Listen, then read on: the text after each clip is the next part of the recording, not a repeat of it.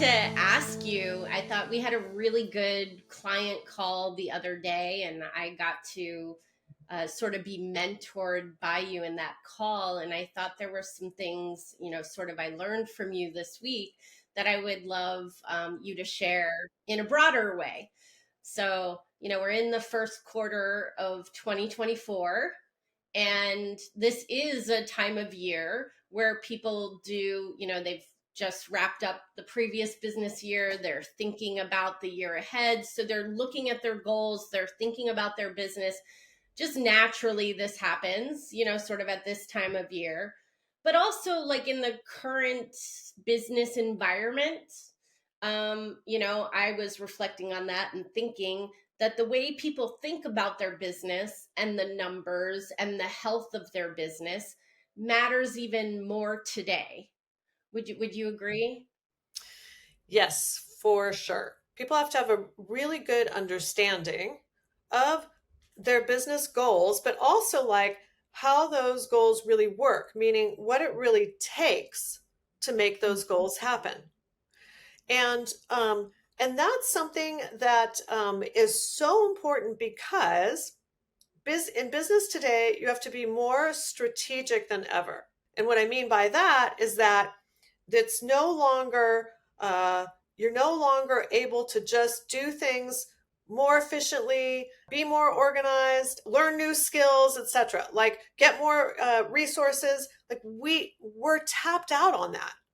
So, Mm-hmm. and how that shows up is that people are often saying, like, my gosh, we have to do more and more with less and less resources, less and less time, less and less people.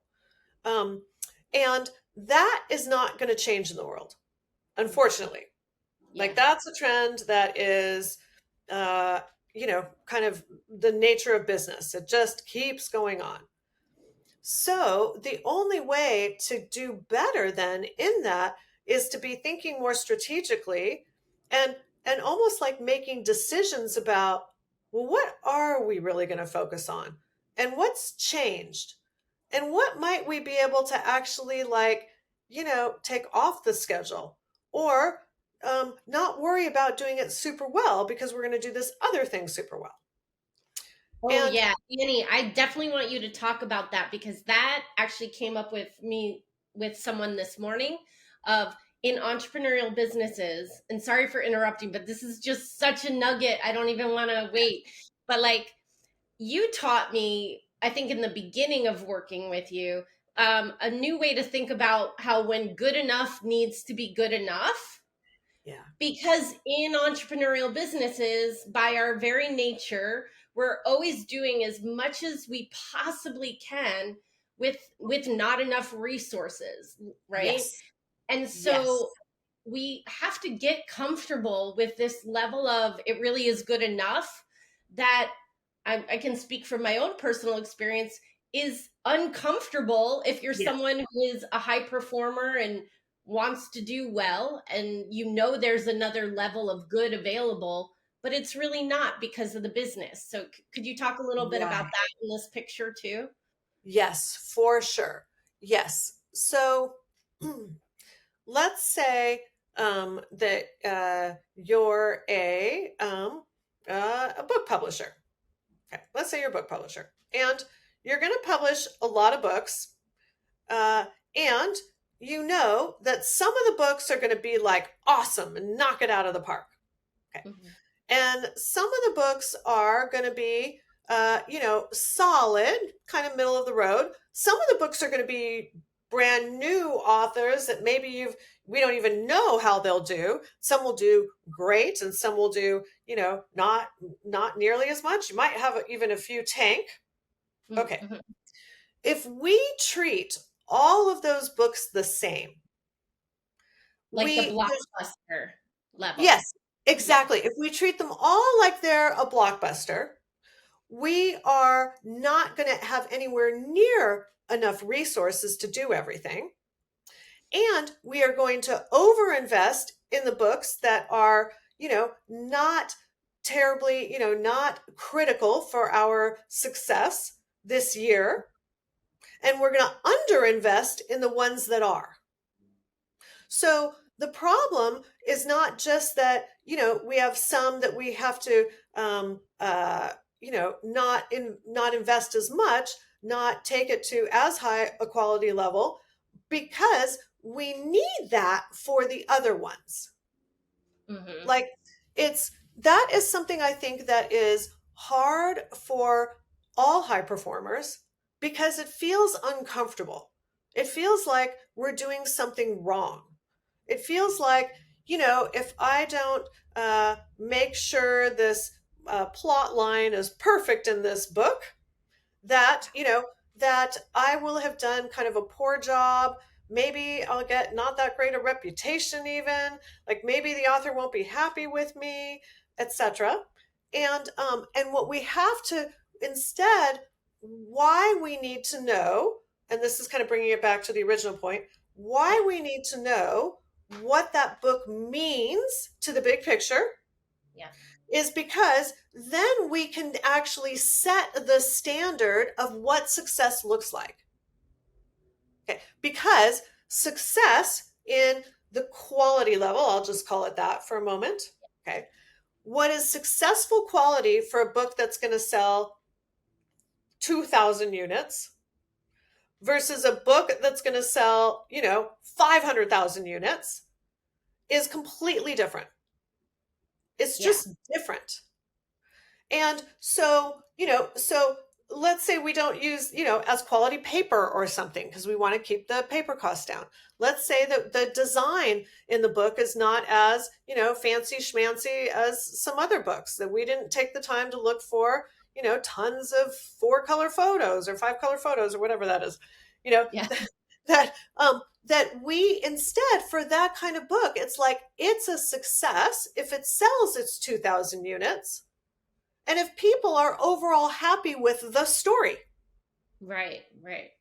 you Yeah. know, and even if it doesn't have all the great extras in it, it still has the opportunity to catch fire based on the meat of it, the most essential part. But The main without, content. yes, the main content, but without over investing. So the thing is if we treat that like, like a blockbuster book, we're going to be in trouble, because then we actually won't have time to invest, or the resources to invest in the blockbuster book that actually does need those things. Yeah. I'm thinking of Brene Brown's latest book. I forgot what it's called. Not Uh, Atlas of the Heart, but another one, or no, Atlas of the Heart. That is what it's called. yeah, Atlas Atlas of of the the Heart. Heart was her, Okay, yeah, last right. one, I think. So Atlas of the Heart is a gorgeous book, Yeah. right? Like the graphics are stunning. The cover is amazing. The way it's laid out, all the text is like perfectly edited. It's amazing. And as Brene Brown has gone along, we as the reader have our natural expectations go up. Yes. So success looks like that for a book like hers that is such a big deal. But her first book was whatever came before Daring Greatly. That book, if you look back at that book is like, oh my gosh, comparing those books today, you'd be like, oh my gosh, like that doesn't really look like an anything. it's, Yeah. Yeah. it's, And if they were probably to look at it, she'd be like, "Oh, that," and her yes, team, like, "Oh, that's kind of embarrassing. We wouldn't do that like that today." exactly. We'd But never do that today. that book was perfect at that time for where she was, and it was successful. And we have to Totally. birth that thing so that, the next levels and the next Totally. come, right? Totally.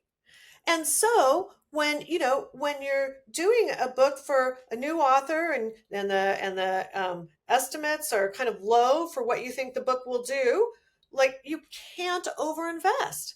It's just, it leaves everybody in a terrible position. And Yeah. And yeah, go ahead. Sorry. yeah, so so when we are looking at our own schedule, so let's say you're working at this book publisher and you've got a bunch of books on your plate.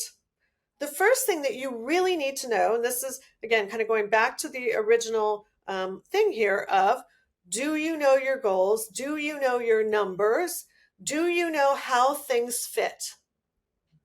Because when you look at your own projects, you need to be able to discern, like, what's a really big deal? What needs the most investment? What is critical for our business success? Right. Versus, where do I need to make sure to deliver, but not over deliver? As team members, we often get in this predicament, and I want to make sure that people really see it and try to apply it to whatever their role is, because I think of kind of what you're talking about with the business picture. Then everyone in the business always has to mature to the next level of how we hold things and how we think about things. So with the smaller scale book in your example, that's not going to make a lot of money. That's kind of be going to be maybe if something changes along the way and I need more time and resources for the big book, but I can't actually get them any other way, then I would be bringing up to my supervisor, hey, can we push out the pub date of the little book, because we really got to give more resources to have the blockbuster hit, for example. So Yes. I have to grow up if I'm the team member in how I think Yes. about that, so I know even what to bring forward. And also I know That's that right. the higher levels in the organization, they also have, it's an advanced business level, to not think like, no, you just have to do, we have to do all of it. Right. We have to do all of it, Yes. right? This is an advanced a business skill to really be able to think about these things in this nuanced way. Yes, exactly. And I think nuance is actually a pretty good word for it, because it's like you can't just know like one piece of data. Like, you need to know the full picture. So it's kind of like, what does this book really mean to the success this year? What does it mean for our performance for the author who we want to keep for the following years? What does it mean for the whole category that we're in? Right? Like, is it important for our reputation as a publisher? Like, we need to know all the nuances so that we can have good decision making. Because when we don't know enough of the context, the data, how things fit together, when we don't know enough, that's when it happens for making decisions based on emotional stuff. Something like, you know what, we really believe in this author and we really want them to be successful, and by the way, they're calling me every day and they want us to, spend more time on the book.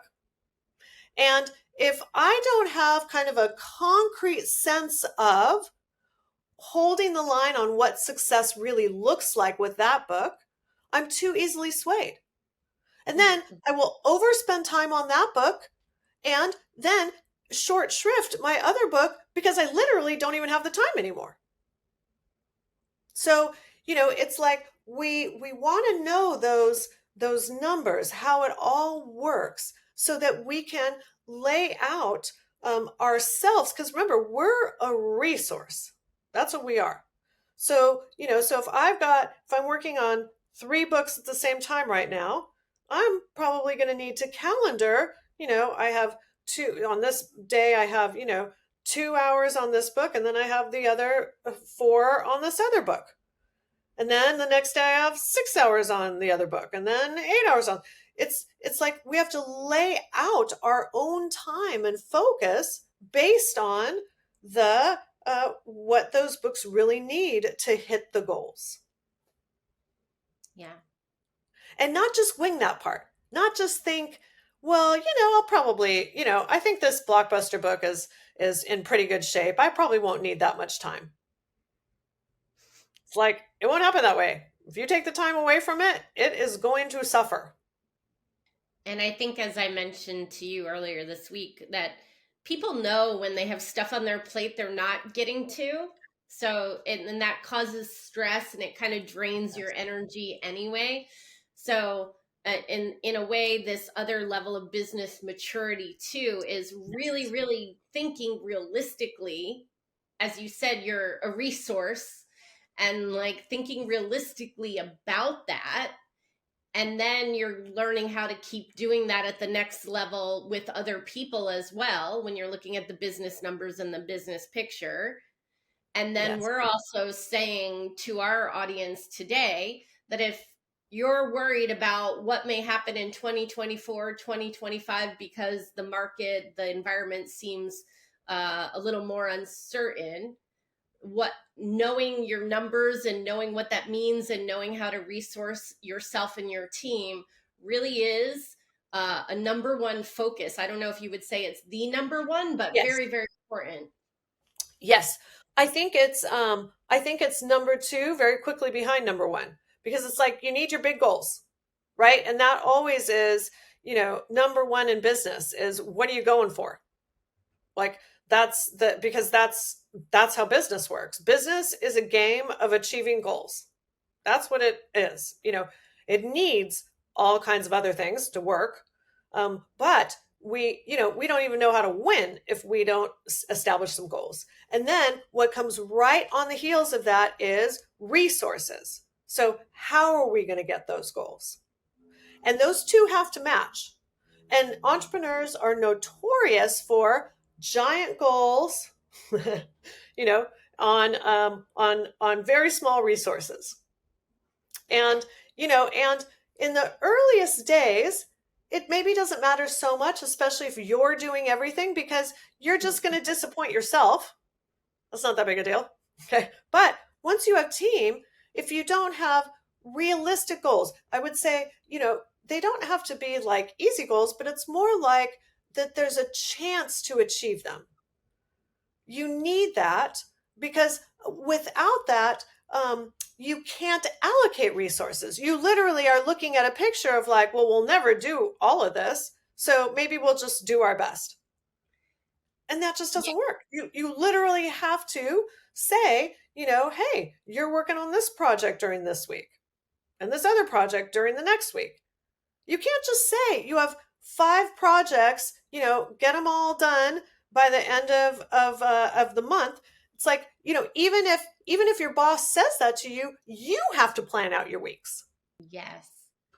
And thinking about it this way, Annie, thank you for your time. And I want to wrap this up today for Yeah. like the people, everyone who might be listening, and have you ask us more questions in the comments so we can get Annie to share more with you about business thinking.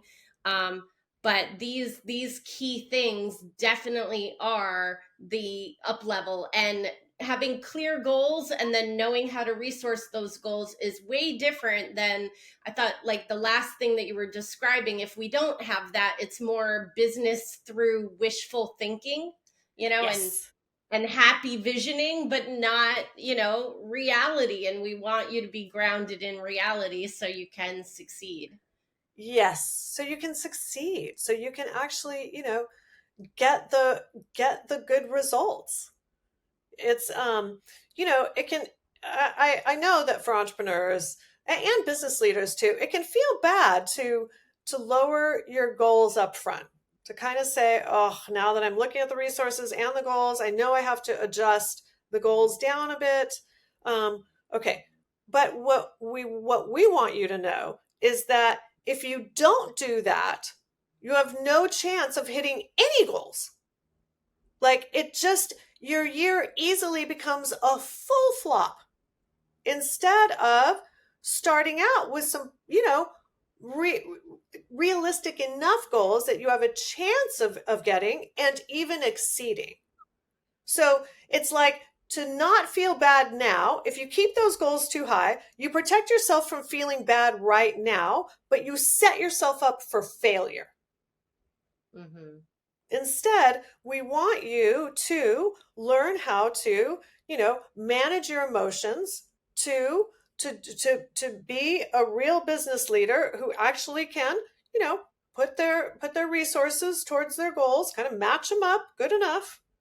We need that so that everybody can be successful, so your team can be successful too. Because if you don't hit the goals, the team takes it harder than you do, actually. I'm not sure entrepreneurs really know that, but they do, because their whole job is committed to reaching goals. Yeah, great topic today. Thank you. Well, thank you, Annie. What's your leadership superpower? Visit leadingedgeteams.com/quiz to take our leadership assessment quiz and find out.